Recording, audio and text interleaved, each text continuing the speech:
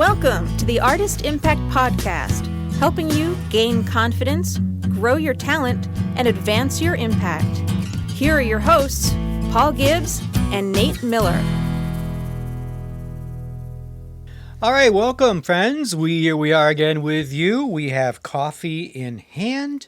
We hate to, Dunkin' Donuts does not pay us to drink this stuff. In fact, believe it or not, we still have to pay them, even though we drink significant quantities. Yeah, I feel like I should buy stock in Dunkin' Donuts. Yeah. Oh, by the way, guys, I know you were wondering about this. So just to let you know, I did find, if I didn't let you know this, I did find Grape Kickstart online. Oh, yeah. Yeah, I found some on Amazon. I think I told you this before. But guess what? We were just on vacation recently down in Georgia. And guess what? Dollar General in Georgia, all the Grape Kickstart you want. Well, that's why they're hoarding it all down there. I think they are. Why don't we don't get it up north above the Mason-Dixon line? I don't know. But we found it. So if you want Grape Kickstart, drive down there. Georgia. Maybe North Carolina too. I don't know. But anyway, so we have our coffee. This is the pumpkin spice flavor. It's really... Yeah, Dunkin' already has the fall flavor out. Yeah, can you believe that? It's not even September yet, but hey. It's right next to the Christmas decorations in Dunkin' Donuts. All right. Hey, it's good to be back with you. We got some great stuff for you. We're going to be talking a little bit more about Spotify, how to plan. We're going to talk a little bit about getting on playlists and things like that. We're going to just kind of continue that. And then next time, our next time we come back, and we'll talk about this a little bit more, but we're going to talk about a mean, lean promo campaign. That doesn't really rhyme, but close enough for your next music release. Good. So we got some really good information for you on that. I got some great trivia for you. Nate is going to be talking about practicing, and also some stuff about live streaming, which I bet a lot of you guys are already doing. Yep. Most of us are since COVID. Yeah, since the big C. Yeah, I think that's good because we shouldn't stop. If you've started live streaming, don't stop. Keep it going. If you haven't done it, why not add it to your to what you're doing? Yeah. So, but first, yeah. Did you know? Drum roll. Okay. All right. In 2011, I'm not going back too far. Okay. You guys remember Usain, not Hussein, but Usain, Usain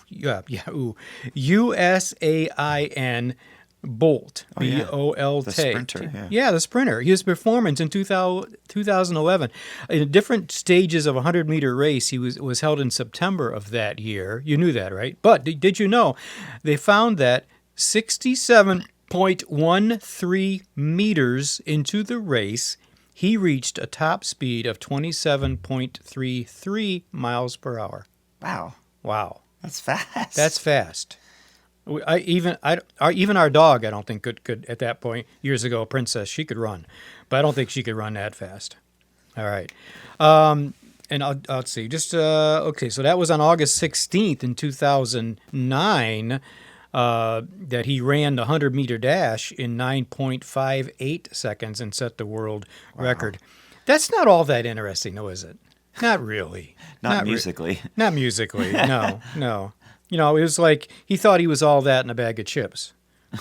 Well, maybe he did. But, which leads me so well into the next thing. There's all these national days, right? There's national this day and that day.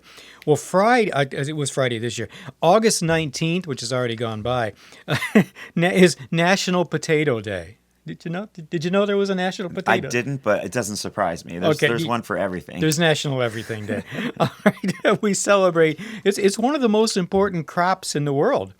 So, did you know that? Yeah, well, tubers, yeah. They make potato chips out of potatoes. So, from French fries to potato chips, it's one versatile vegetable. So that was August 19th. But I got to share this one with you. August 15th, which Nate and I both just took naps today because we needed to relax. Yeah. All right. And August 15th. All right, and you don't have to wait till it comes around again. That's National Relaxation Day. I thought you were going to say National Nap Day, because I Well, could totally be behind that. I could too. Yeah, I know it. I know it. There probably is a National Nap Day. We'll get to that when it comes around. But in the midst of our busy lives, it says we rarely schedule time to rest. Yeah. What? Really? So today, or that day, is an important reminder to unplug and unwind. And I think, in the world, the way the world is today, we need to really do that. So, and our verse for today, this time around, Luke 12, verses 6 and 7 says, "Are not 5 sparrows sold for 2 pennies? Yet not one of them is forgotten by God. Yeah, indeed, the very hairs of your head are all numbered. Don't be afraid. You are worth more than many sparrows." Yeah, it's a little reminder of God's love and care for us. All right. Well, we hope you're doing well whenever and wherever you're listening and watching. Remember, we're doing these about every couple weeks. This is the Artist Impact Podcast. My name is Paul. He is Nate? somebody else. Yeah. And It's good to be back, guys. Yeah. Yeah. So hope don't forget, if we do forget to remind you, please do subscribe if you like this kind of content, because we're all about helping you do what God has called you to do, and hopefully some of this information. I know the stuff I just shared probably isn't going to help you in your music and ministry, but I know some of you, at least 1 or 2 of you, look forward to it. We had an artist the other day that said that kind of this stuff that we shared is kind of humorous and useless but humorous, interesting. It was kind of cool. So Yeah, it sort of whets the palate, right? It Yeah. gets it ready. Yeah. Little appetizer. yeah, and we probably should do it at the end. Yeah, right. So they have to wait to the end to hear it, wait right? to the end. For the interesting bits. All right. But anyway, maybe you tune in just for that and then you go elsewhere. But no, stay with us. We got some good stuff for you. All right. Yeah, so we're going to move on to live streaming. As I said at the top of the hour, if we were on the radio. Top of the hour. I like that. He's yeah.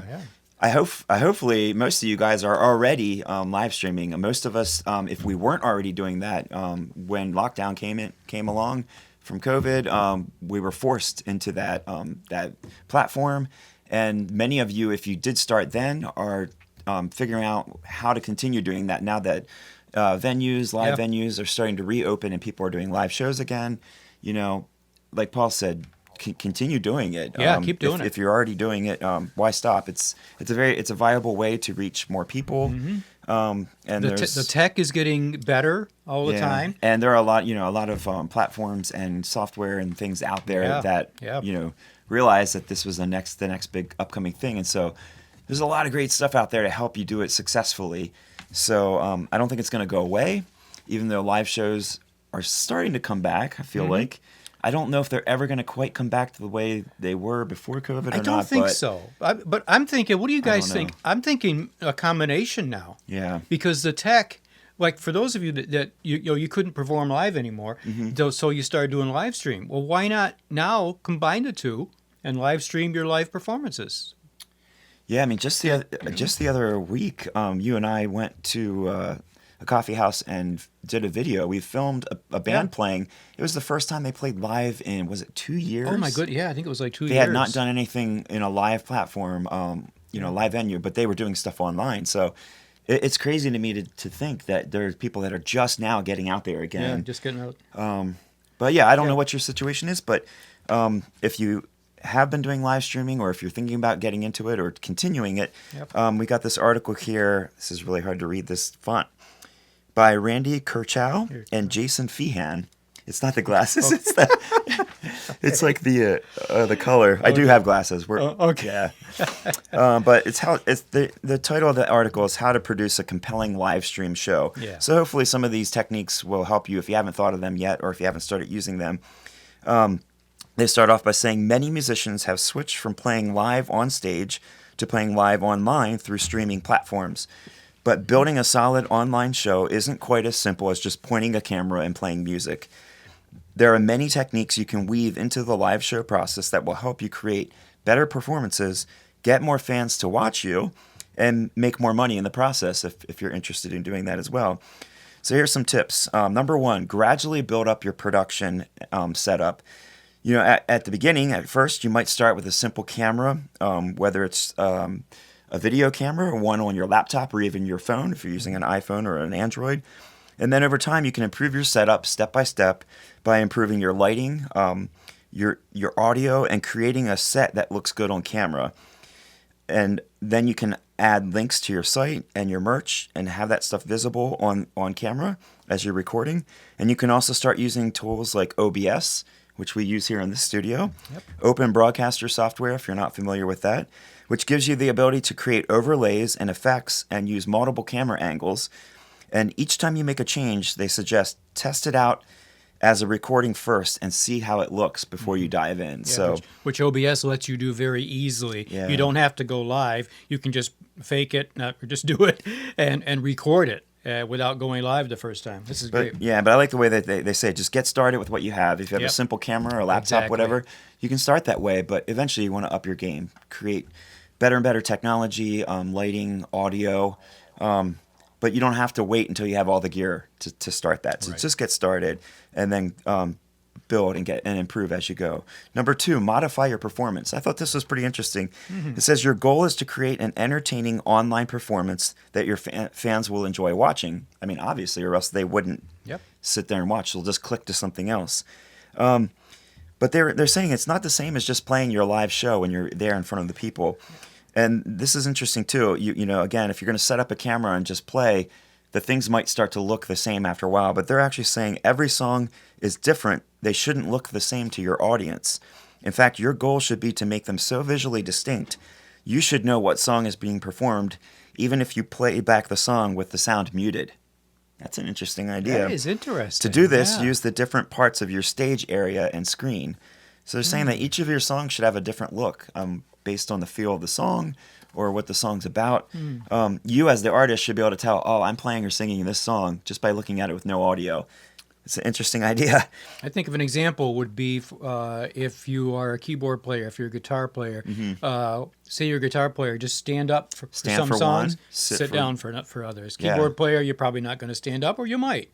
If you're just a vocalist, again, standing up. This is sometimes what I do. I'll stand up for many songs, and others I'll sit on a stool. And you can vary the background, what's behind you. That way every song doesn't look exactly the same. It says, imagine you're performing in front of a live audience, not an empty room with a camera. Some artists even put a picture of an audience in front of them so they can visualize it better. It's a pretty cool technique. Nothing wrong with that. Most online performances are very personal and have a little more banter in between songs to answer people who are talking on the chat or asking questions. Depending on what platform you're doing online, you might actually have a chat running at the same time. Now, you might not be able to view that chat as you're performing, but you might want to stop in between songs and check in with the people who are chatting. Maybe they're asking questions or just leaving comments. It's a great way to engage with your audience as you're performing and making sure that they're still connected with you. Right. Again, they said, since there's no audience in the room, that's the best way to create the feeling that people are watching, are having a shared experience with many other people. So you want to make sure you're engaging with the audience so that they know that they're not the only ones listening or watching. They'll feel like they're actually in on something with other people. Sing to the camera. Yeah, sing to the camera. Most of the time, anyway. Number 3, create a theme for the show. So their suggestion is you can have, when you're online, you have to attract your own viewership and you're competing against many other options. So one way to make your show interesting is they're saying beyond your normal promotional techniques and promoting within the Streamline platform that you're using, make the event special in some way. Yeah. So maybe you want to have a theme for your show. It could be you're doing all love songs, or you're doing like story songs, or you could be doing cover songs. Just tell your fans, hey, I'm going to do a show, an hour show of just cover songs, and that might encourage them to check in. Or maybe a specific artist. You're going to cover a specific artist's songs. So beyond these themed events, you can also use covers to attract audiences. It says use all your tried and true promotional techniques to get your event reshared online and likely to appear in searches on the web. So do everything that you normally do to promote your performances online, but also give it some kind of theme, like an umbrella theme that will catch people's attention when they say, oh, this particular performance is all going to be about this. Yeah. That's one idea you can do. Number 4, choose the right platform. You guys know if you're online, there's tons of platforms out there that you could be using. There's Twitch, YouTube Live, Facebook Live, Mixer, and YouNow, and many other ones. And they all have different options and different pros and cons.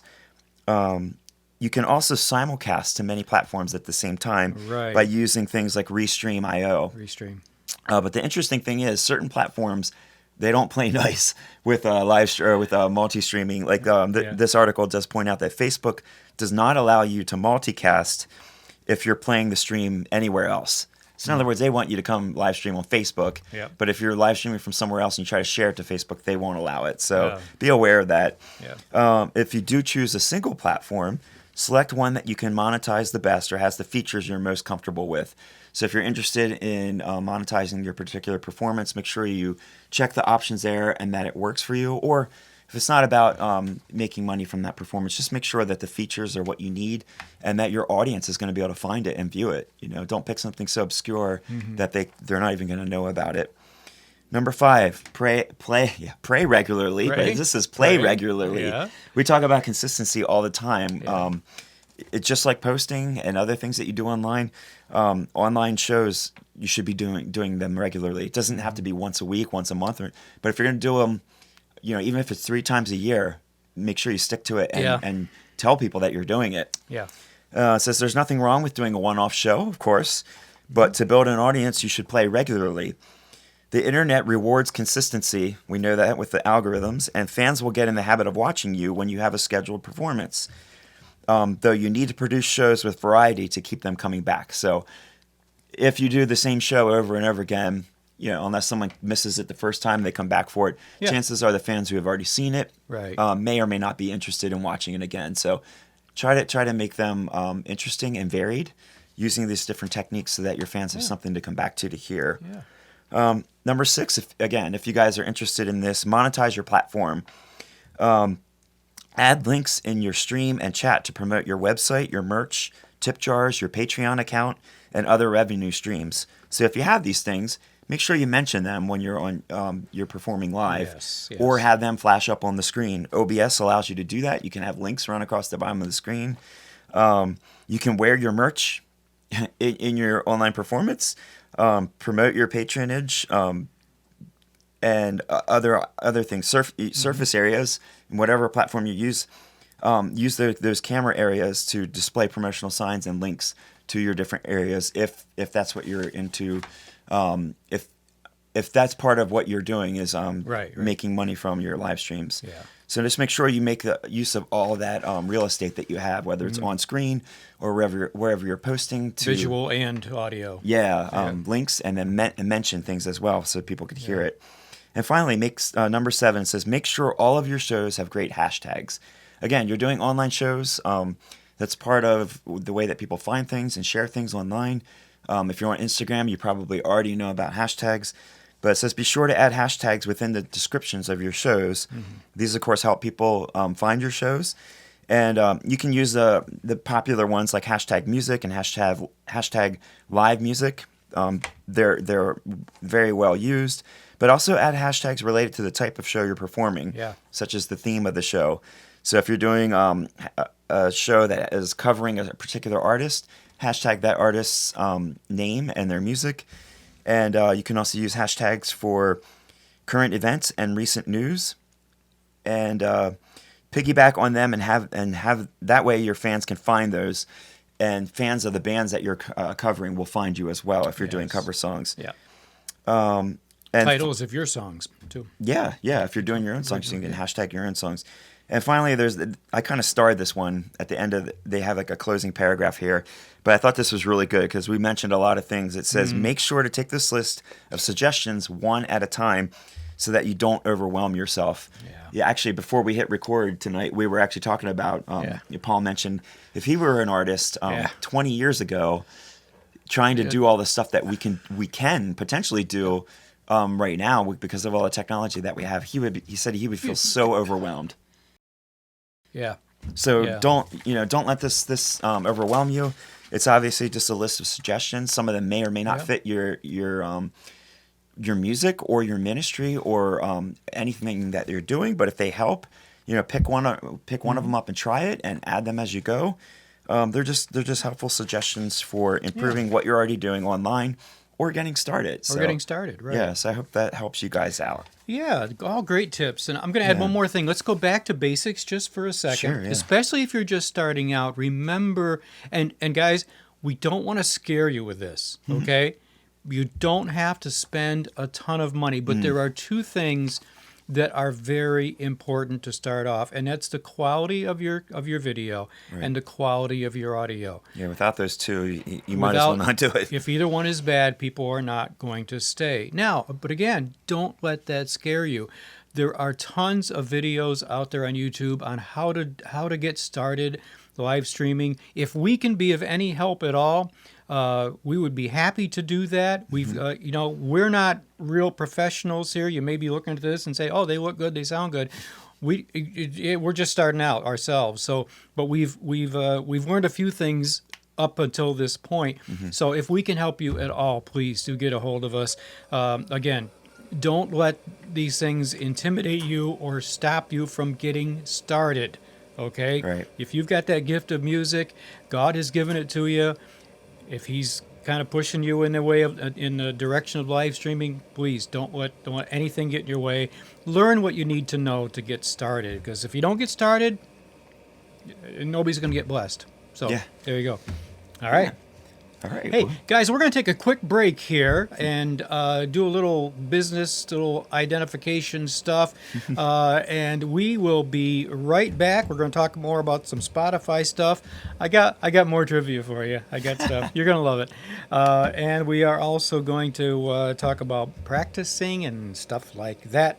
And I'll give you something to chew on. You guys remember Gary Lewis and the Playboys? All right, Gary Lewis. What was his real last name? It wasn't Lewis. Oh. Yeah. So no relation to Huey Lewis, then? Nope, and he had a famous father. Ooh, now you're getting it, aren't you? We'll be right back. This podcast and a portion of the programming on WNSMDB Notespire Radio are sponsored in part by MTS Management Group. Specializing in full-service artist management, publicity and promotions, and social media campaigns, MTS Management is on the cutting edge of today's new music business. To learn more, visit mtsmanagementgroup.com. MTS, where indie artists go for major coverage. And now, back to the Artist Impact Podcast with your hosts, Paul Gibbs and Nate Miller. And welcome back to the Artist Impact Podcast. Again, we are here to help you guys have a greater impact at what you do, whether it's artist development, artist promotion, recording, the kind of a one-stop shop for the independent Christian musician primarily is our target, but any kind of independent musician, if we can help you at all, reach out to us, notespiremusic.com. If you're watching the video of this podcast, you're on our YouTube channel. Most likely, it's Notespire Music TV. So we're glad to have you guys back with us. Yeah, and leave a comment below if you have any questions, comments, whatever, don't like the color of Nate's shirt. I mean, it's okay. It's kind of an really. olive green. Yeah, it's good. All right. So, So, did you guys know? So, Gary Lewis and the Playboys. I gotta tell you, they had. I don't know what year. Let's see. What year did the song come out? All right. Well, Gary Lewis and the Playboys. Gary Lewis was born in 1946, but I think it was probably around 1963, 64. My first favorite song. The first song I remember, that is really cool, was a song called This Diamond Ring. Oh, okay. This diamond ring doesn't mean what it did before. And remember that song? That sounds like a 60s song, Yeah, it was. Gary Lewis and the Playboys. Well, Gary Lewis was actually Gary Lewis Levitch. Levitch, Levitch. And of course, you may have guessed or realized that his father was Jerry Lewis. Was comedian Jerry Lewis. Okay. Yeah, he was born in Newark, New Jersey. Gary was a drummer actually. I did not know that until I thought he played guitar or just sang, but he was a drummer of the group Gary Lewis and the Playboys. It was 1978 that country rock singer guitarist Zac Brown, remember him? Mm-hmm. He had songs like Toes and Knee Deep. Yeah, he was born in Georgia. His one of his favorite drinks was Grape Kickstart because you could buy it down there. Dahlonega, Georgia. He was born in. Yeah, Zach Brown. Well, let's go back to 1966. Martina McBride was born that year. Okay. Yeah, American country singer, and she actually was a songwriter. Hits like Independence Day and This One's for the Girls. And she had it was interesting. Did you guys ever see the virtual duet that she did? A virtual duet with Dean Martin. Oh, wow. Yeah, Baby It's Cold Outside. That Christmas song. Yeah. Yeah. But this is interesting. I didn't know this, but it makes a lot of sense to me. Again, we'll go back to 1963. The U.S. charts, those of you that are old enough to remember, like I am, the U.S. charts were full of hot rod songs about cars.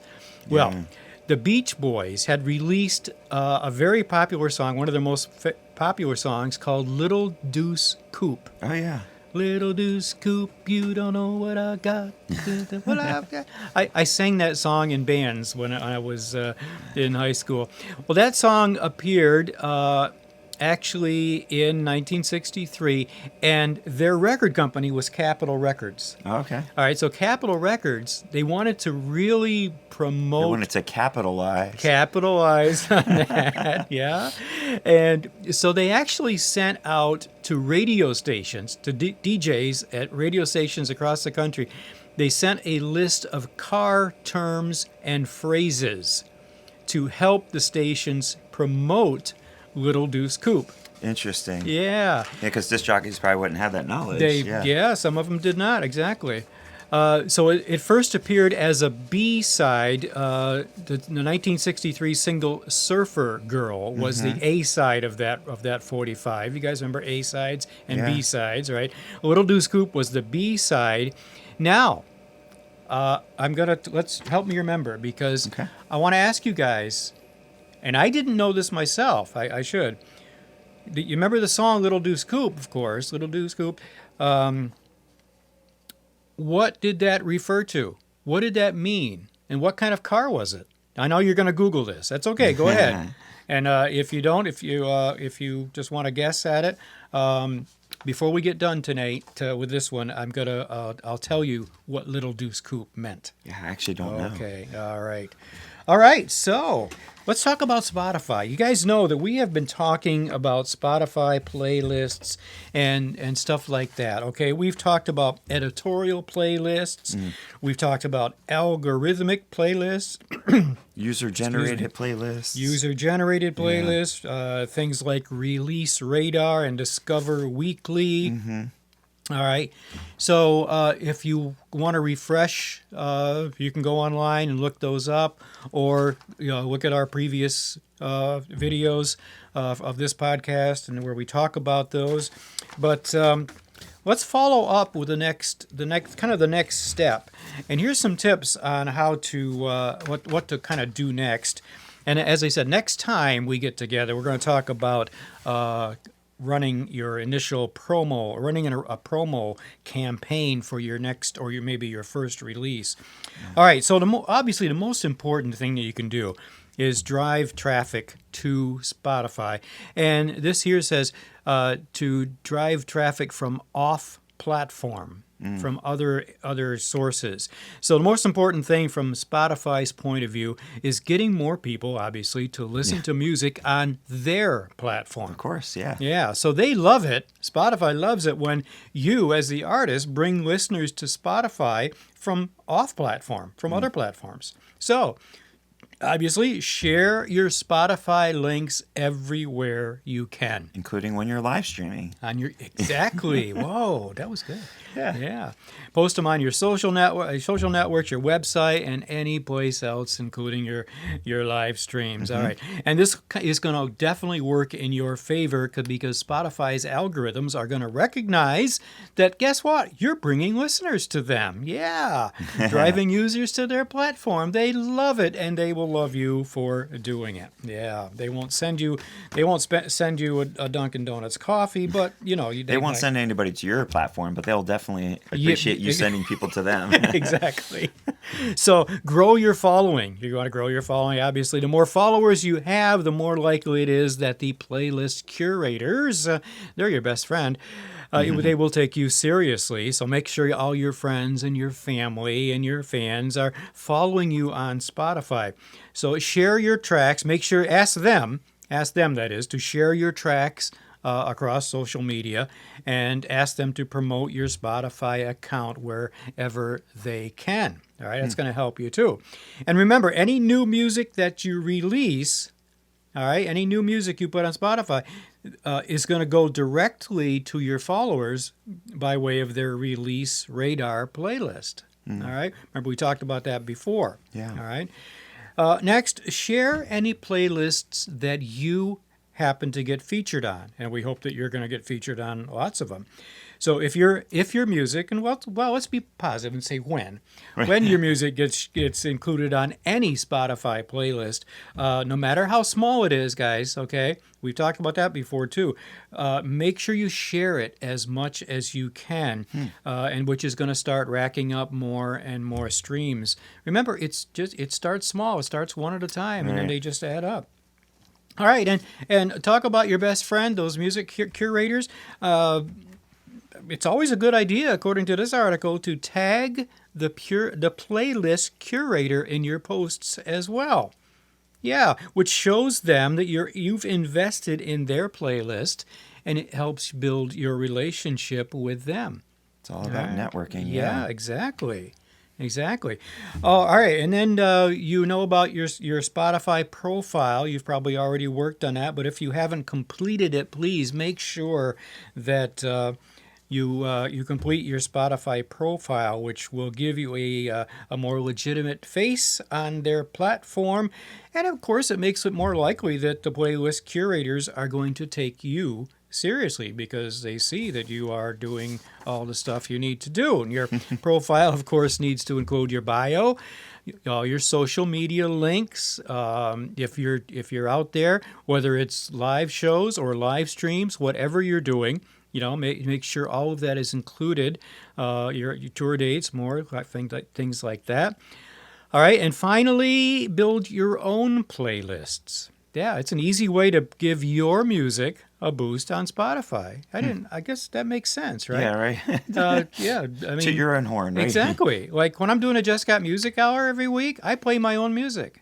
Yeah. It's cool. It's your show. You Why can do not? whatever you want. Exactly. Right? It's your playlist. Play your music. All right. I play Nate's music too. Yeah. Woo. Yeah. So start creating your own public playlist filled with great music. All right. Not just your own, but certainly make sure that your music is in there with including with the others. Okay. Yeah, think about it. If you share someone else's music and they see that, they're more likely to share They're yours in love it. Return. Exactly. Yeah. Yeah, that's the way it goes. You scratch my back and I'll scratch yours. Yeah, you play my track, I'll play yours. Yeah. So with a little bit, or maybe a lot of work, you could build your playlist. And guys, it starts small, but this, you can have thousands or even millions of followers over time. It's about consistency. It's going to start small, but even if your playlist only has a few followers, again, we just said a few minutes ago, start somewhere. You've got to start, or you'll never finish. It's going to help your chance of landing on other bigger playlists, and that's what you want. And this says, remember that the Discover Weekly algorithm takes every playlist placement into account, no matter how small it is. So you have nothing to lose, my friend, in creating a playlist featuring your own music alongside any other music that you are into. All right? Yeah, good stuff. I just realized I don't have a Spotify playlist. Maybe you should practice what we preach, right? Oh, it says, it's got my name at the top here. Okay. All right. Well, guys, that was for me, but you get to listen in. Yeah, there you Anyway, okay. All right. But you know what? Before you do any of that, before you even before you write a song, before you do a cover song, before you record it and get it out there, what do you have to do? Well, first of all, you have to learn how to sing or play your instrument or both, and then you have to practice. That's it. Yeah. See, and we didn't even plan it that way. See how that worked? That was great. So not only should you create your own Spotify playlist, Yeah. put your own music on it, but you should practice your music too. So we're going to talk a little bit about practice. I don't know how many of you out there, if you're listening, you're watching, do you guys have a practice regimen? Do you enjoy practicing? Or is it something that you really hate looking, like you just do not look forward to it? I think there's two ends of the spectrum. I've known guys that they just, you'd have to rip the guitar out of their hands to make them stop Right, they're playing. just playing all the time. All the time, or the keyboard. Or other ones, they only play it. They only pick up the guitar or play when they've actually got a show to do or something. Yeah. So I mean, I guess if you've practiced for 40 years, then you probably can rest on your laurels or something. Probably not, but Probably not. Whether you like it or not, practicing is something that's kind of necessary if you're ever going to improve what you're doing. That's right. And that's for anything. If it's like doing a live stream show, Exactly. Every time you do it, you get a little bit better. You improve the quality of what you're doing. Right. Whether you're a singer or just an instrumentalist, or you do both, or even just performing live in front of people, you have to get practice. You have to do it and practice it over and over again to improve and get better at your craft. And hopefully, you look at your music as a craft, and it's something that you want to invest your time and your energy into to better communicate, especially if you have a message behind your music. Hopefully, especially if you're a Christian musician, although all musicians, I think, have something that they're trying to say. But if you're a Christian musician, you have a reason for the lyrics that you've picked or the music that you're playing, and you're trying to convey something to your audience. And that's important. And the best way to do that is to be at the top of your game as good as you can be, and continue to improve, because we can always get better. So all that to say, how do you get started, or how do you improve the existing practice routine that you already have? So this is a short article by Michael Gallant, and it's interesting. He compares the practice routines of Olympic athletes to musicians, or I should say he takes principles from the Olympic athlete. So anybody who's watched the Olympics, watching these top world-class athletes and the stuff that they can do, and it seems so effortless. Like Paul just said, things start small and they build from there. Same thing with Olympic athletes. They had to start somewhere, and they practice, and they have these insane extreme regimes to get to that level. So he says here, for serious musicians, there's a great deal to learn from Olympic athletes when it comes to structuring the most effective practice sessions possible. After all, just like sprinting, gymnastics, and judo, making music is a physical act that relies heavily on skill, strength, timing, and dexterity. Many similar principles apply. So how can we learn from the Olympic athletes in terms of our music practice? First thing, keep your practice space ready. Dirty, cluttered, disorganized gyms can interfere with effective training. The same applies to your music training. Make sure your practice space is clear, organized, and well-maintained, and is in a location where you're comfortable and free of distractions. Also, remove as many physical barriers as you can between you and your studio, instrument, or your microphone.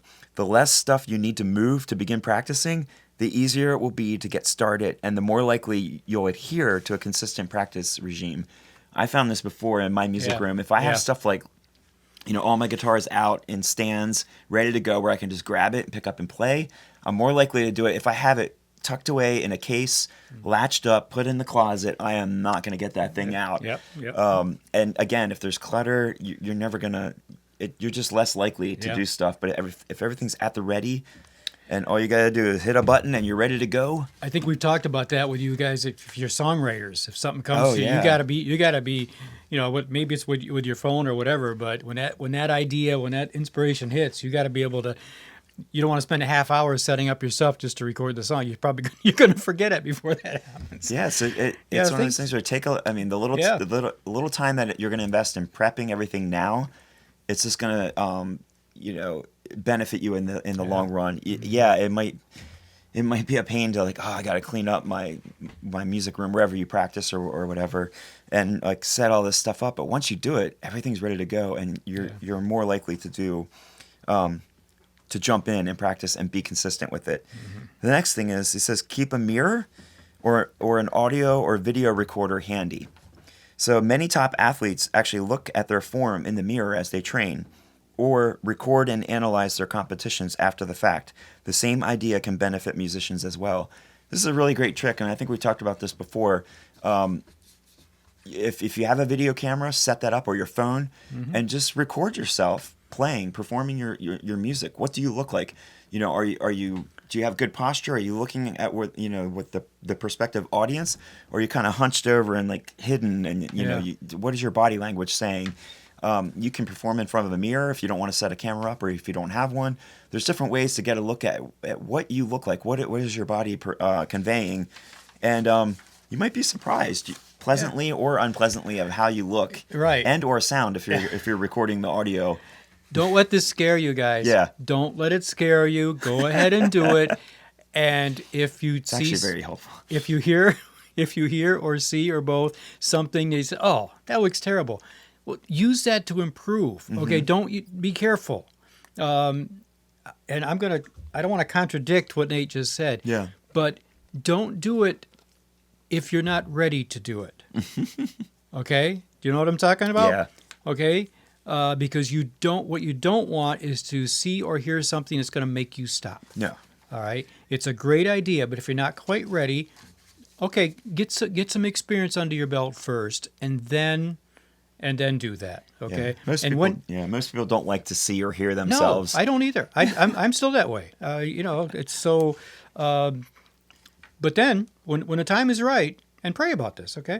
And when the time is right, do it, because it's like Nate said, it's going to help you improve and get better. Yeah, I mean, it is very helpful. I would say it works both ways. Like, either you always have an image in your head of what you think you sound like, or what you think you look like, right? And it's often very different. And like I said, sometimes you might think, oh, this sounds terrible, or this looks terrible, but you play it back and it's like, you know what? It's actually not that bad.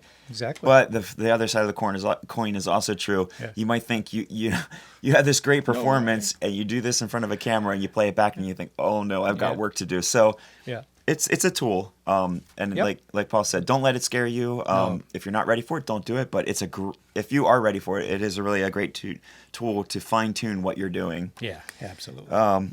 Next is work with a coach. I mean, this makes sense. Yeah. Athletes would do this, but you have that option as a musician to do that as well. It's uncommon to find an Olympic-level athlete who doesn't receive help and guidance from a qualified coach. Getting regular input from someone experienced in your discipline can help you identify your weak points. It can also leverage your strengths and keep you on a positive training path while avoiding injury and burnout. So just it could be a trusted friend who's a little further along than you are in what you're doing, whether it's singing or playing. It doesn't have to be a professional coach that you can pay, although you could go that route. You could get a vocal coach or anything like that to help you. But you think about it, these Olympic athletes, they're not doing this on their own. They have somebody to help them, to push them, to point out areas of weakness and strength, and to encourage them to keep moving. Yep. The same thing works for you as a musician. Plan your practice. This is a big one. You can just pick up a guitar and just kind of haphazardly just like noodle on it. And it might help a little bit, but little planning goes a long way. Right. The exact structure of your practice session matters less than having a solid roadmap going in. Yeah. So in other words, just have some sort of plan.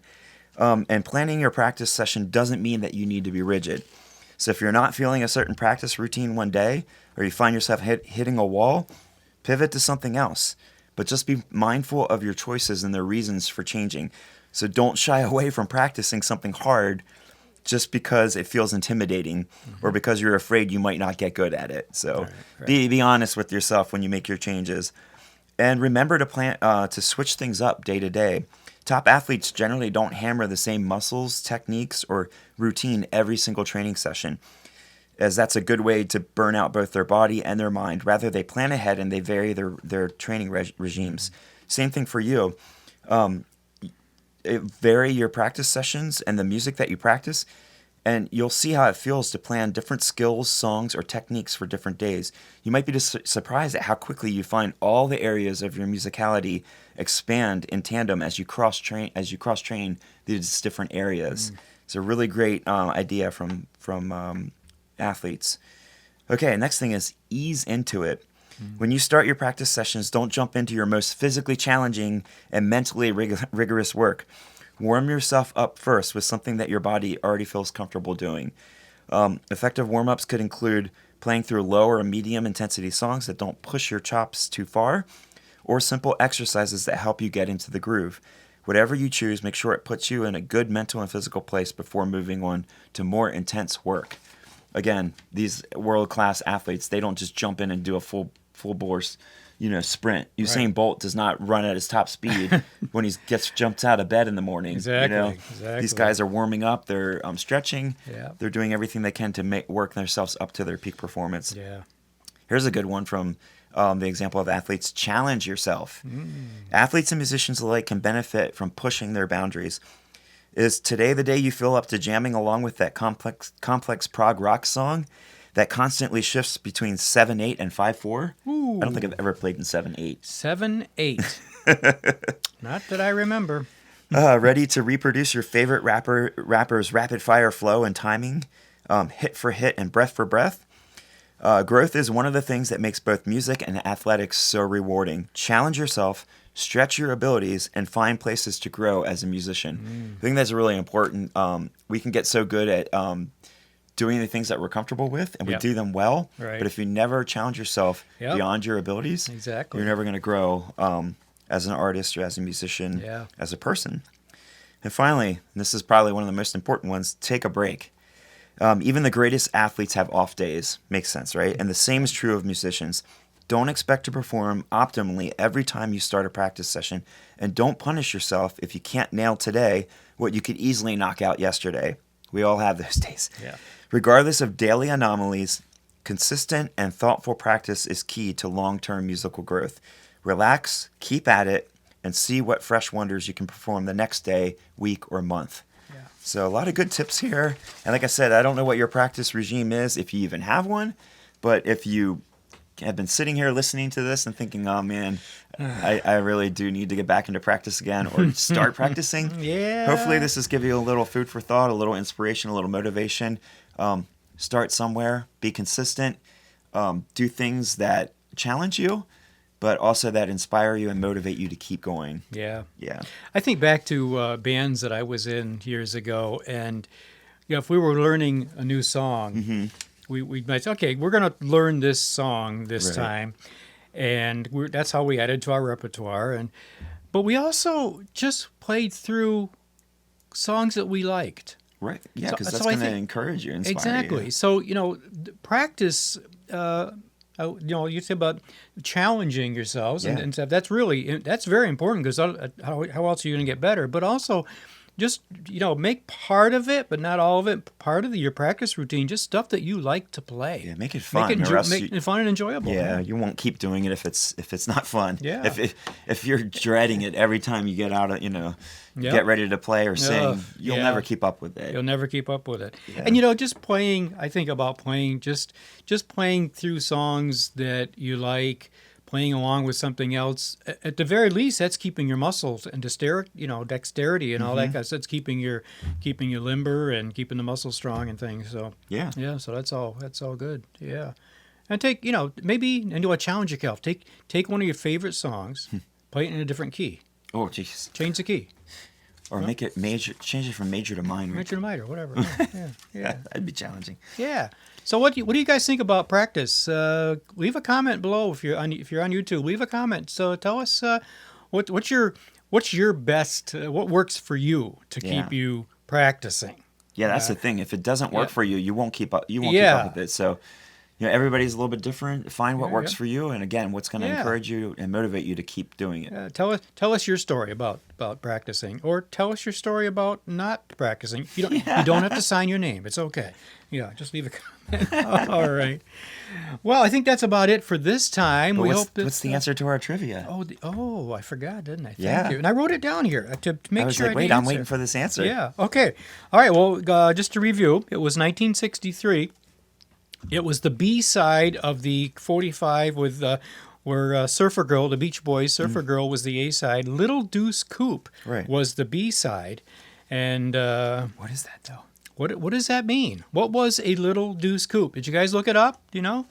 Okay, I didn't know this. I knew it was like an old car that was turned into a hot rod or whatever, But actually, it was a 1932, all right, Ford Model 18. Oh. I'd never heard of that. I know there was, the old Model T, the Model A, etc. But this came after that. It was a 1932 Model 18. And what did the Deuce stand for? Well, my guess would have been a 2-barrel carburetor. No, you guys, I know you don't know what carburetors are. Well, yes, you do. If you're my genre or not genre, my what's age group, whatever. Oh, all right, I just looked it up. Yeah, it's interesting. I've seen this before. Model 18. I didn't know what a Model 18 looked like. Nate's got a bunch of them on the screen. Well, the Deuce was for the model year 1932. Oh, that's what it was. That's a little Deuce Coupe. All right. Well, I'm not bragging, babe, but so look don't that up. put It's me a really down. really cool looking classic car. Yeah. So there. Now you know. We'll have some more of that for you next time. Yeah. Yeah, so again, thank you guys for joining us here for the Artist Impact Podcast. Make sure to follow us online at notespiremusic.com. Again, hit the subscribe thing. Yeah, if you're watching on YouTube on Notespire Music TV, hit subscribe. Leave a comment, say hello. Let's see, if you're listening to this on a podcast, it's probably on one of your favorite podcast streaming sites all over. Yep. It's on iTunes, Spreaker, Apple Podcasts, wherever good podcasts are found and housed. Yes, it's great. It's great. So we'll see you next time. Yeah. And we'll continue with some Spotify stuff and lots more stuff for you to help you do what God's called you to do. Until then, take care of yourselves. And take care of each other. Bye-bye. Bye. The Artist Impact Podcast is a production of Notespire Music, LLC. At Notespire Music, we empower independent Christian musicians to grow their God-given music potential by refining their craft and extending their music ministry reach through mentorship, training, trusted resources, music production, and artist promotion. Notespire Music, helping you gain confidence, grow your talent, and advance your impact. For more information, visit notespiremusic.com. That's NOTESPIREMUSIC.com.